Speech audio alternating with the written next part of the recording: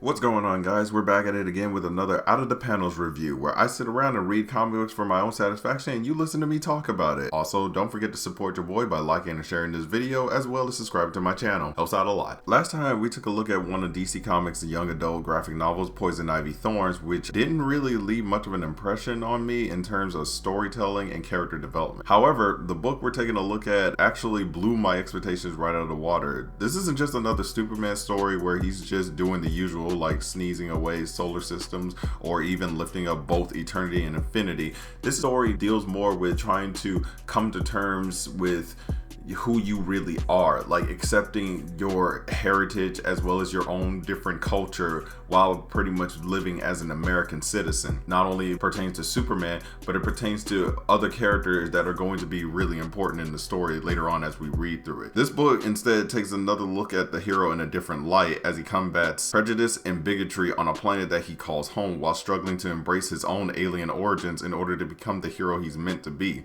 So I guess it's kind of an origin story, but with a more deeper meaning to it. Before we move on with this review, I just want to let you guys know that some of the things we'll be covering in this book will contain some really heavy stuff, because I'm going to be using these themes in order to try to give more of a little history lesson of the things that are going on today, as well as the things that have been going on in our history. I know that these type of subjects can feel really scary, and it can make you angry or even make you uncomfortable to sit through it. So if you feel like this may be too much for you to handle, then you're more than welcome to sit out of this video. If you even need to take some time before you can continue to watch the video, I completely understand. I'll still love you regardless. And with that said, let's continue. The book in question is Superman Smashes the Klan, which was written by Luen Yang, I hope I said your name right, with the artwork done by Gurihiru. The book is a reimagining of a 16-part serial from the 1940s called The Clan of the Fiery Kross as part of the Adventures of Superman radio show. Fun fact, this serial was made possible thanks to the intel provided by Stetson Kennedy, an American author and human rights activist who infiltrated the Klan and exposed their secrets to the public. The book deals with a lot more than just the Man of Steel facing racists with bed sheets over their heads. This story deals with the subject of immigration, accepting one's identity, and personal growth like no other Superman story has ever been told. But does this story still hold up? Let's find out. Now, before we get into the actual story, let's talk about the creators responsible for this book. The writer, Luen Yang, is an American cartoonist and lecturer of graphic novels in universities and comic conventions. He's best known for being the best-selling writer/artist behind his other works, including The American-Born Chinese, which won the Eisner Award and the Michael L. Pence Award in 2007, and Boxers and Saints.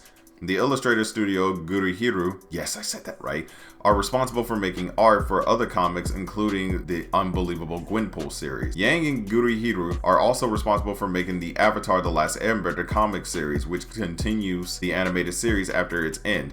And Superman Smashes the Klan went on to receive the Harvey Awards as well as the Eisner Awards in 2021. Now that we're all caught up, let's hop right into the story.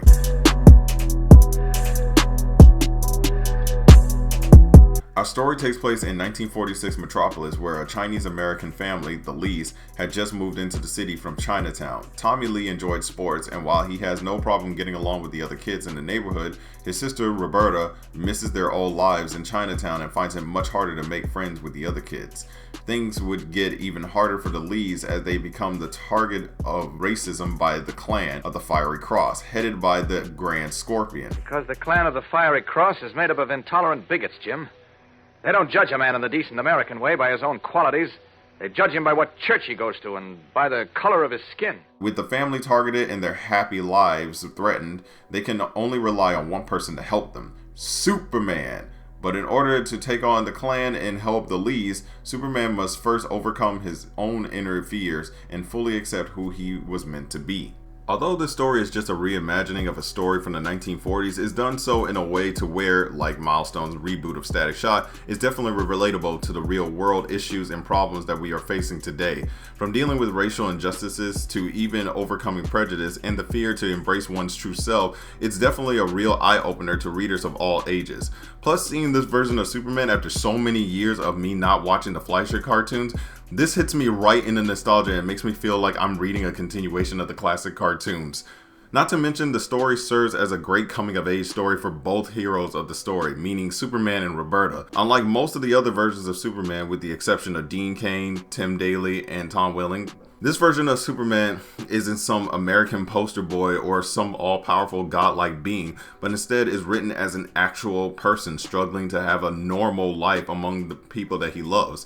Much like Roberta, her family, and even Inspector Henderson of the Metropolis police force, we can see that Superman is also a victim of persecution because of his otherworldly powers and his alien heritage.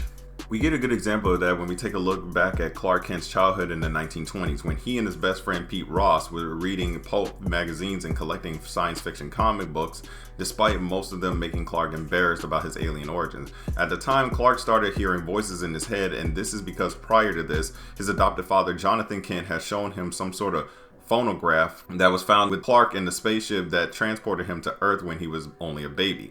The device was giving some sort of message but was told in a different language that Clark didn't understand, and since then the voices kept on buzzing in his head and making his face feel hot.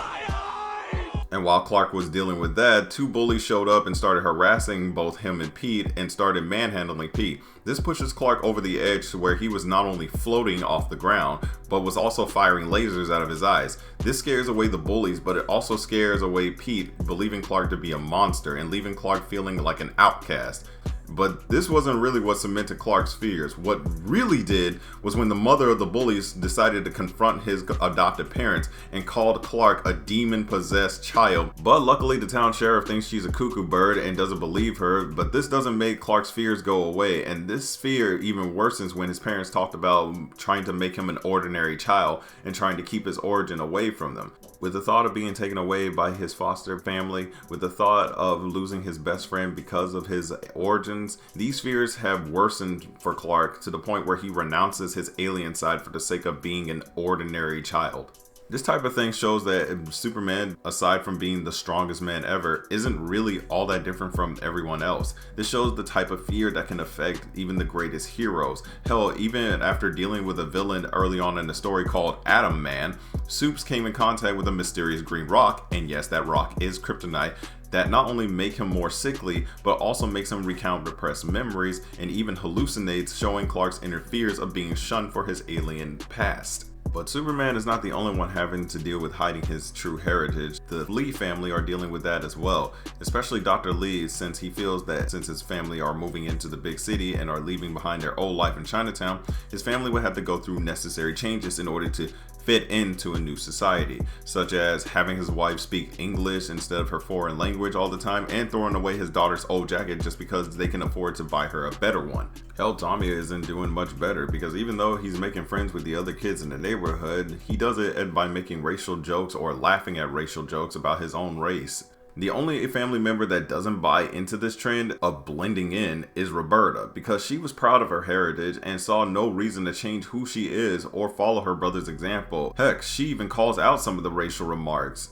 But this makes her feel even more alone because back in her own home, she didn't have to hide who she was. She was proud of her heritage. She was proud of being who she was. But now that they move into a metropolis to where people will literally make a racial slur about you being Chinese, it's kind of messed up. Another thing I want to give the book props on, and yes, this is where I'm going to be dropping some history lessons right here, is when the book shows just how insane and warped the mindset of the Klan really is, and how some of the things they do in the book could be seen as terroristic, from showing their philosophy and their bigotry of a one nation, one race, and even showing their crimes against other races as well. That's pretty bold. One example of this is when Tommy was kidnapped by the Klan and they were planning on performing a ritual on him. The ritual in question was tar and feathering, which was a means of punishment that originated in England, which was then carried over into the Americas during the 1700s, only to be picked back up by the Klan much later. For those of you that are still unfamiliar what it is, allow me to explain. Tar and feathering is a means to where the victim would be stripped naked, or in some cases stripped down to the waist, and their entire bodies are then covered in hot tar from head to toe. Once that's done, the victim would then have to either roll around in feathers or will have feathers thrown on them so that the humiliation will be complete. This type of practice was a common thing for the Klan to use against non-white citizens as a means to make an example out of them and to instill fear, which made it all the more satisfying to see a young Tommy Lee get free from his ropes and punch a Klan leader in the face. He's like, "These hands are more than just for pitching, sir." Another criminal act that the book wasn't shying away from would be the scene where the two Klansmen were bombing the Metropolis Unity House, which was a community center where Tommy and Roberta hung out with the other kids. This is reminiscent of a crime that occurred in Birmingham, Alabama on September 15, 1963, when the Klan decided to target the 16th Street Baptist Church and planted a bomb that destroyed the building. And though there were many injuries, this heinous crime claimed the lives of 4 innocent girls that were inside the church when the bomb went off. Addie Mae Collins, Cynthia Wesley, Carol Robertson, all aged 14, and Denise McNair, who was only 11 years old. That hits me because when you think of places like churches or community centers, places that are supposed to give a sort of safe haven and bring a community together, it becomes disheartening to see people with hatred in their hearts trying to destroy that feeling of security. Case in point, the 2015 Charleston church shooting orchestrated and carried out by white supremacist and neo-Nazi mass murderer Dylann Roof, who is now sitting on death row for the deaths of 9 innocent people. To me, the things in this book serves as a reminder that there will always be those type of people that think race and not character is a perfect means to breed hatred into the world we live in, and that's why stories like these are needed, not just to remind us of what can and will threaten a better future for you, for me, or for everyone, but if we keep going on and pretending that stuff like this doesn't exist, or if we don't take a stand against it, then we're never going to have a brighter future for all of us. With all that being said, let's talk about the artwork.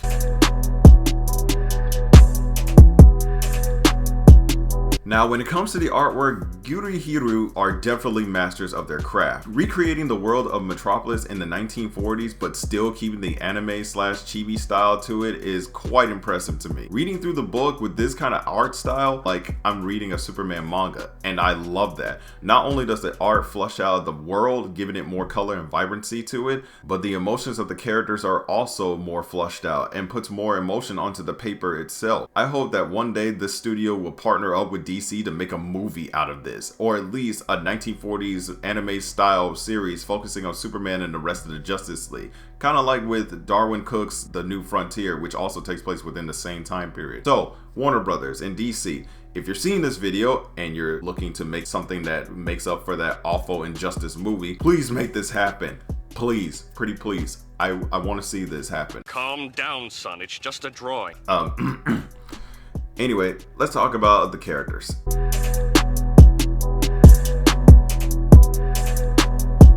Starting up the character lineup, we got Superman/Clark Kent, champion of justice who's fighting for a better tomorrow while disguised as mild-mannered newspaper reporter Clark Kent. Sorry, nostalgia. Then there's Roberta Lee, a Chinese-American teenage girl who is trying to adjust to her new life in the big city while teaming up with Superman to take down the Klan. Then there's Tommy Lee, Roberta's brother, who, unlike his sister, is easygoing and always ready to go against prejudice alongside his sister, unless baseball comes to mind. Lois Lane, famed reporter for the Daily Planet, made famous for her articles on Superman, tough as nails and always ready to uncover even the most hidden secrets, like who is the Superman. Jimmy Olsen, the cub reporter of the Planet and friend to both Roberta and Tommy, he's also Superman's pal. Chuck Riggs, once first pitcher on Jimmy Olsen's baseball team, only to be jealous of Tommy for taking his spot on the team. He's also a big Superman fan. The Grand Scorpion, the crazed and fanatical leader of the Klan who targets the Lees and anyone who defends them. He's also Chuck's Uncle Matt. And Inspector Henderson, an African-American police detective for the Metropolis Police Force who is investigating the Klan activities alongside with Superman. To me, the characters are what I found to be the most interesting and the most enjoyable while reading this book. Not only does the book make them somewhat relatable, but it also shows what dilemma each character faces and how they will overcome these issues. From Superman having trouble accepting his alien origins, Roberta struggling to adjust to her new life, as well as trying to be true to herself, Tommy wanted to be a part of something without bigotry and hatred to hold him back, and even Chuck being torn between wanting to help his uncle Matt or standing with his friends against his uncle's prejudice. These problems help flush out these characters in a way that it makes their reactions and emotions all the more believable as you keep reading. It's like the situations that everyone faces in the book not only has them learning about one another and connecting with each other, but it also has them learning a bit about themselves and coming out of their shell. Earlier, I did touch bases on Clark's childhood and the reasons why he keeps his powers and his memories hidden from the public.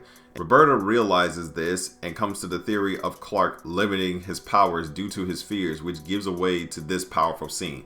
You want everybody to believe that you're just a better version of a normal human. Humans run, you just run faster. Humans jump, you just jump higher. Humans lift stuff, you just lift heavier stuff.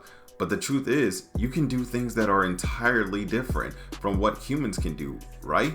Like fly. And you hold back because you're afraid if people find out, they'll stop calling you Superman. Instead, they'll call you super something else. To be honest, I try not to give any of that much thought. After all, minding yourself too much is a good way to lose your mind. But you have to mind yourself a little. Don't you see, Superman? You holding back actually endangers people. Now, I would go into detail about what she said about that, but I don't want to give away way too many spoilers, and I really want you guys to read this book for yourselves and come to your own conclusions. But bro, I'm just gonna say this scene right here is like the most powerful and deepest thing I've ever heard coming out of a character. And this is what I love to see. Superman coming to the realization that his fear of persecution is putting the people closest to him in more danger than anything else. Luckily, it was this pep talk that helped Superman discover his true name, his real parents, where he came from, and realizing the greater purpose that he serves. Now Clark is no longer holding back for the sake of his loved ones and the world that he calls his home.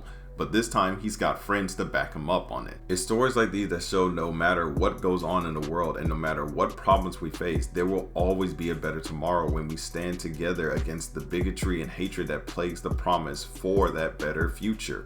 Hiding from the bigotry or keeping silent about it won't change anything and will do nothing more but to drag you down and keep you from being the best person that you can be and the best you can offer the world. I think what Superman says here speaks volumes of what I'm trying to say.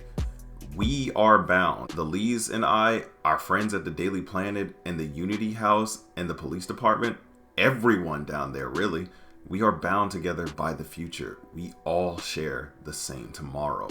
A message like this is definitely something the world needs, and as long as we can remember these words and remember not to change ourselves for a society that we live in, and remember to stand up for what we believe in, there will always be a better tomorrow.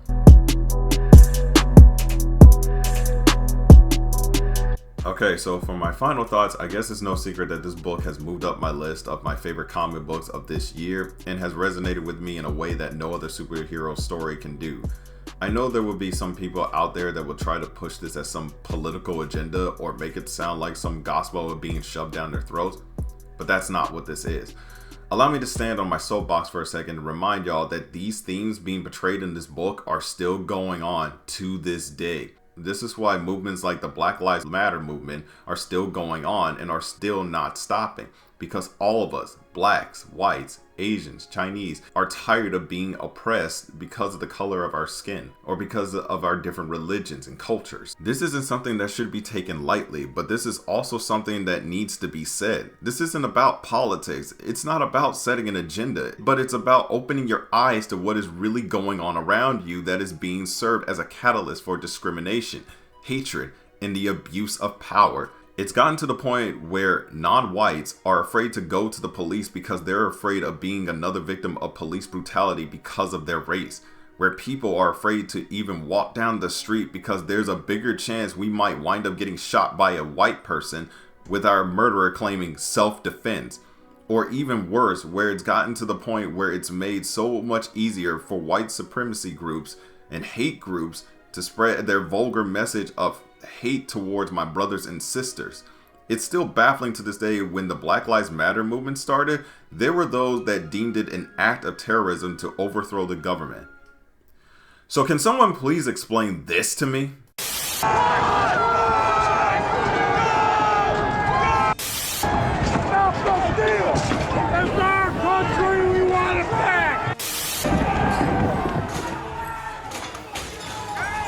Soon after, the mob was rampaging through the halls of the Capitol.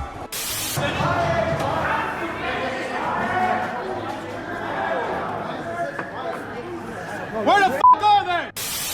There's gotta be something in here we can fucking use against these scumbags.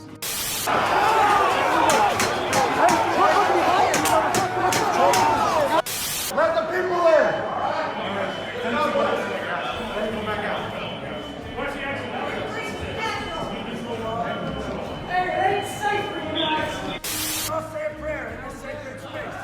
Thank you, Heavenly Father, for gracing us with this opportunity. You're very precise. You used the word terrorist. Absolutely. Absolutely. It wasn't just a mob or a bunch of thugs, you know. They were terrorists. They tried to disrupt this country's democracy. That was their goal. And you know what? Y'all failed. Today was a disgrace. Today was disappointing. But sadly, today was not a surprise. But it's important to remember that this is not who we are. I assure you, there are more good people than there are bad. And good will prevail.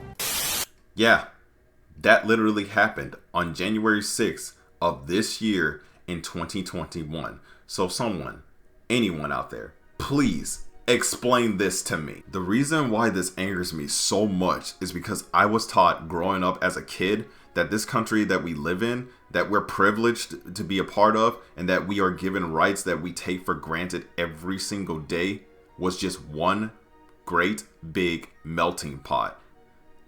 That no matter who you are, what you believe in, what skin color you have, or even what community that you are a part of, every single person on this soul is an American based on his character and his principles. I don't know how much you need brushing up on your history lessons, but let me go ahead and remind you, America was founded by the English, the first immigrants. They chose to build settlements here, grow this country into what it is today. And soon as the years went on, there were people from other places, France, China, Ireland, Africa, and many others that have made their way here for a long time.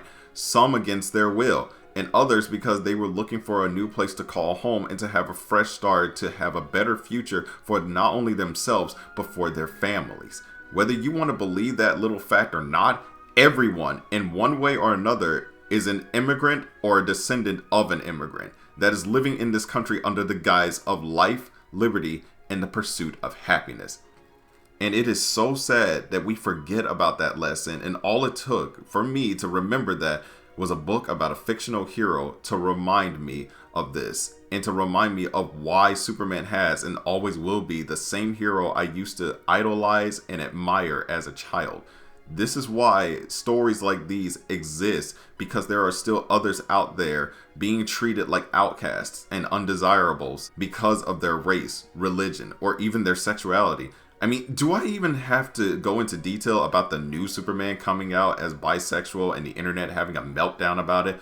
This country was founded on the ideals that no matter who you are or where you come from, America was and still can be a place for everyone to call home. To me, Superman has always represented that ideal, and this book not only made me reconnect with the character even more than I have before, but it also gave me a newfound hope for a better future.